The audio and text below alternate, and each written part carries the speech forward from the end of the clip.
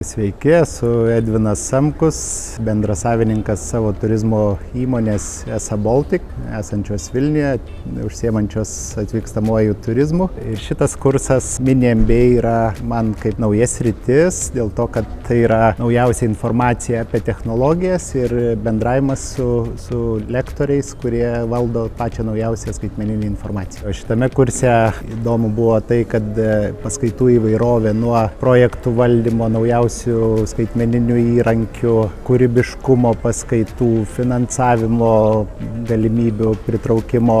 Tai buvo labai didelė vertė, nes matos, kad visi lektoriai yra labai profesionalūs. Aš vienareikšmiškai rekomenduočiau šitą kursą visiems, kurie siekia skaitmeninių žinių, skaitmeninės transformacijos, tie, kurie nori būti su naujausia informacija ir valdyti įrankius, kurie padėtų transformuoti verslus.